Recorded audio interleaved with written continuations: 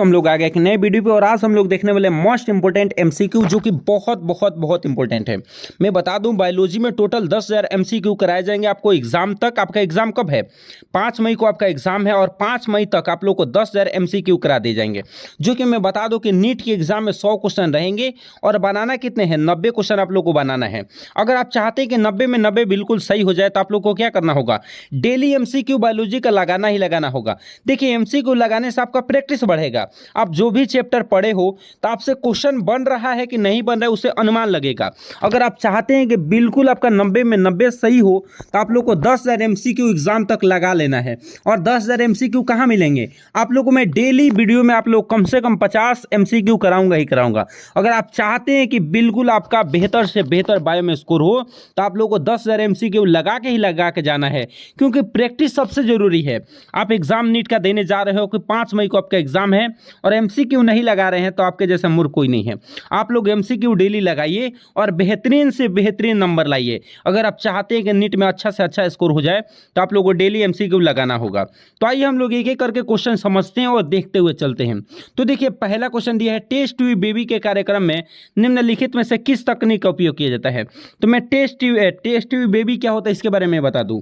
मान लीजिए कि कोई स्त्री है और ये स्त्री में हो सकता है कि अंडा से गर्भाशय छोटा हो, या हो सकता है कि उनके पति जो हैं उनमें शुक्राणुओं की संख्या क्या हो? कम हो। ऐसी स्थिति में क्या किया जाता है? स्त्री से ले लिया जाता है अंडाणु। स्त्री से क्या ले लिया जाता है? अंडाणु ले लिया जाता है। और उनके पति से क्या ले लिया जाता है? शुक्राणु ले लिया जाता है।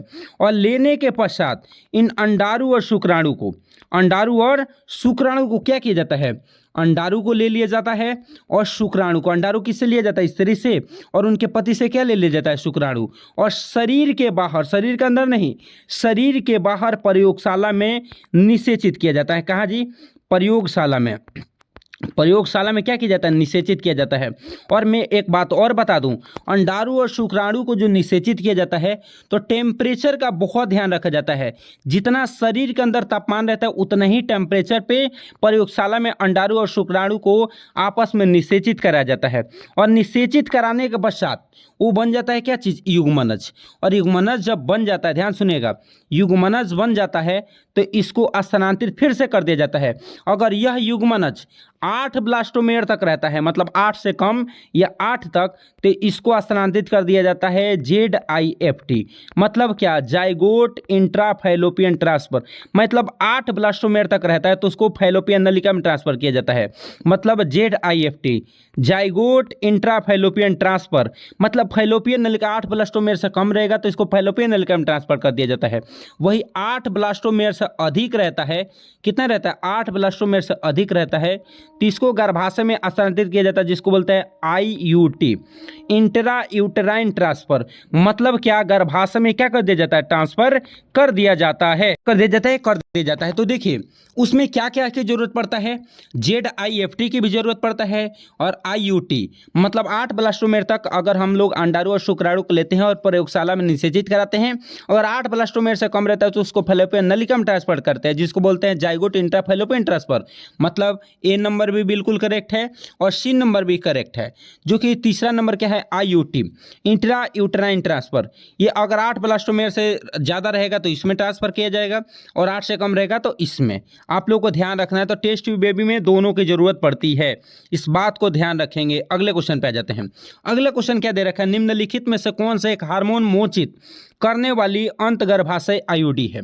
देखिए LNG-20 है, वाल्ट है, ग्रीवाटोपी है और सभी है। तो इसका राइट जो आंसर होने वाला है वो है LNG-20। ये बहुत बार क्वेश्चन पूछा गया, बहुत बार। आप लोग याद रखें कि LNG-20 क्या है? हार्मोन मोचक आईयूडी है। आईयूडी क्या होता है? आईयूडी क्या होता है? ये गर्भ निरोधक होता है। जो कि अगर आप चाहते हैं, गैप चाहते हैं कि 2-3 वर्ष आप लोग को लड़का या लड़की नहीं चाहिए तो उसके लिए क्या लगाया जाता है? एक्सपर्ट डॉक्टर या नर्स के द्वारा क्या लगाया जाता है? आईयूडी लगाया जाता है, जो कि गर्भ निरोधक का काम करता है। ये सब कुछ आप लोग को जितने भी क्वेश्चन दिखाए जा रहे हैं सब कुछ मैं आप लोगों को पढ़ा चुका हूँ। अगर आप मेरे ये सारे क्वेश्चन बनाना चाहते हैं तो आप लोग वीडियो जाके देखिए, जनन स्वास्थ्य चैप्टर में पढ़ा दिया हूँ, ताकि आपसे एक भी क्वेश्चन छूटे नहीं। आप जाके वीडियो देख सकते हैं। अगले क्वेश्चन पे आते हैं। इसके साथ साथ एक और मैं बता दूं, लिपेस लूप किसका उदाहरण है? बहुत इंपॉर्टेंट है, लिपेस लूप याद रखिएगा। लिपेस लूप जो कि औषधि रहित है। क्या है? औषधि रहित आईओडी का उदाहरण क्या है? लिपेस लूप है। ये भी इस बात को याद रखेंगे। अगले क्वेश्चन पे आ जाते हैं।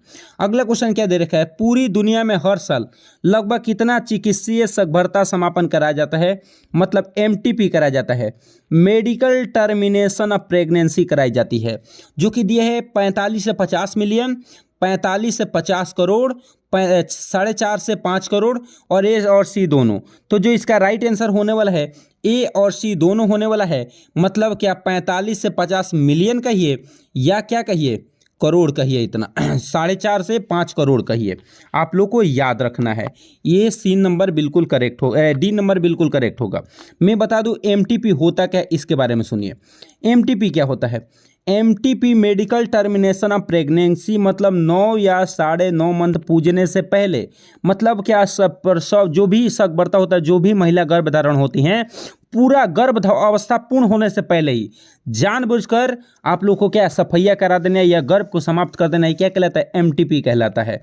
समझ रहे ना? ये मतलब 9 या 9.5 मंथ में कोई भी माता प्रसव हो जाती है, प्रेग्नेंट हो जाती हैं, प्रेगनेंसी हो जाता है। लेकिन अगर ये पूरा 9 या 9.5 मंथ पूजने से पहले गर्भ को क्या कर दिया जाता है? जानबूझ के समाप्त कर दिया जाता है, मतलब सफैया करा दिया जाता है, उसको बोलते हैं एमटीपी। अब एमटीपी कराने का रीज़न क्या है, ये बात सुनिए। देखिए एमटीपी क्यों कराई जाती है? तो एमटीपी कराने का कारण ये है कि हो सकता है कि कोई जो शिशु पल रहा है उसमें आनुवंशिक रोग हो या किसी प्रकार की कोई बीमारी हो, तब एमटीपी कराया जाता है। या कोई स्त्री को बलात्कार कोई कर दिया है, नहीं चाहती हैं और फिर भी कोई लड़की का बलात्कार हो गया, उस स्थिति में अगर वो क्या हो जाती है, गर्भधारण कर लेती है, तो उस स्थिति में एमटीपी कराया जाता है। या हो सकता है कि कोई महिला नहीं चाहती हैं और फिर भी वो प्रेग्नेंट हो जाती हैं, उस स्थिति में क्या कराया जाता है? एमटीपी कराया जाता है। लेकिन एमटीपी सरकार ने, भारत सरकार ने बैन लगा दिया। एमटीपी की पर क्या लगा दिया? 1971 ईस्वी में बैन लग गया। क्यों? क्योंकि सबसे ज़्यादा एमटीपी से क्या मादा हत्या बहुत ज़्यादा हो रही थी, मादा भ्रूण हत्या बहुत ज़्यादा हो रही थी। उसको देखते हुए भारत सरकार ने कानूनी रूप से स्वीकृत कर दिया 1971 ईस्वी में। ये भी बात याद रखेंगे। अगले क्वेश्चन पे आ जाते हैं। अगला क्वेश्चन है, निम्न में से किस यौन संचारित रोग को ठीक नहीं किया जा सकता है? मतलब इलाज संभव नहीं है। पहला एड्स, दूसरा हेपेटाइटिस बी और जननिक परिसर्प और सभी। तो मैं बता दूं कि इसका राइट आंसर सभी होने वाला है। ये तीनों ऐसे ही बीमारी हैं जो ऐसे यौन संचारित रोग हैं जिसका कोई इलाज नहीं है। एड्स अगर हो जाए तो ठीक नहीं किया जा सकता है, हेपेटाइटिस बी हो जाए इसको भी ठीक नहीं किया जा सकता है, जननिक परिसर्प है इसको भी ठीक नहीं किया जा सकता है। मतलब इसका राइट आंसर क्या होने वाला है? सी। अगर वही गोनोरिया हो जाए, गोनोरिया को ठीक किया जा सकता है। लैंगिक मस्से हो जाएं उसको भी ठीक किया जा सकता है। समझ रहे ना? बहुत ऐसे उदाहरण है जो कि ठीक किए जा सकते हैं, लेकिन तीनों ये ऐसे उदाहरण हैं जिसका कोई इलाज संभव नहीं है। बात याद रखेंगे। अगले क्वेश्चन पे आते हैं। अगला क्वेश्चन, निम्न में से कौन सा गर्भ निरोधक उपाय एचआईवी से कुछ सुरक्षा करता है? कंडोम है, आईयूडी है, पिल्स है, आवधिक संयमन है। तो इसका राइट आंसर होने वाला है ए नंबर। इसका राइट आंसर क्या होने वाला है? ए नंबर बिल्कुल राइट होने वाला है, जो कि एचआईवी मतलब क्या, एड्स से सुरक्षा करता है। किससे सुरक्षा करता है? एड्स से सुरक्षा करता है। अगले क्वेश्चन पे आ जाते हैं। अगला क्वेश्चन क्या है कि निम्न में से कौन सी विधि भारत में प्रतिबंधित है? यूएजी, आईवीएफ, उल्बेधन और सभी। तो जो इसका राइट आंसर होने वाला है वो है उल्बेधन। उल्बेधन मतलब क्या? एमिनोसिंथेसिस। एमिनोसिंथेसिस, एमिनोसिंथेसिस इसका अंग्रेजी या हिंदी में उल्बेधन। ये क्यों लगाया गया है? इसके द्वारा क्या कर लिया जाता है? देखिए, इसके द्वारा लिंग का पता लगाया जाता है। यह ऐसा उपकरण है जिसके द्वारा क्या पता लगाया जाता है? भ्रूण में जो पल रहा है ना, जो गर्भाशय में भ्रूण पल रहा है, उसका क्या पता लगाया जाता है? लिंग पता लगाया जाता है। और लिंग पता लगाने से क्या हो जाता है? अगर पता लग जाता है कि मादा है तो लोग क्या करा देते हैं? एमटीपी करा देते हैं। और जिसके कारण मादा भ्रूण हत्या सबसे ज़्यादा होने लगी थी, इसलिए सरकार ने उल्बेधन पे क्या लगा दिया? रोक लगा दिया। इस बात को ध्यान रखेंगे, ये बहुत इंपॉर्टेंट है। अगला क्वेश्चन देखिए। अगला क्वेश्चन है, किस गर्भ निरोधक गोली को भारत में लखनऊ में केंद्रीय औषधि संस्थान मतलब CDRI, central drugs research institute ने ये दवा लखनऊ ने, भारत के लखनऊ में ये सेंट्रल ड्रग्स रिसर्च इंस्टीट्यूट में कौन सी गर्भ निरोधक गोली बनी थी? मालाडी, कि माला एन, कि सहेली, कि सभी। तो जो इसका राइट आंसर होने वाला है वो होने वाला है सहेली। इसका राइट आंसर क्या होने वाला है? सहेली। इस बात को याद रखेंगे। और ये ऐसी गोली है जो कि सप्ताह में एक बार ली जाती है, तो इसको साप्ताहिक गोली कहते हैं। साप्ताहिक, याद रखेंगे। कौन सी गोली कही जाती है? साप्ताहिक गोली कही जाती है, जो कि सप्ताह में एक बार ली जाती है। अगले क्वेश्चन पे आते हैं। अगला क्वेश्चन देखिए क्या है। अगला क्वेश्चन है, निम्नलिखित में से किस विधि में भ्रूण को 32 ब्लास्टोमेर अवस्था में स्थानांतरित कर दिया जाता है?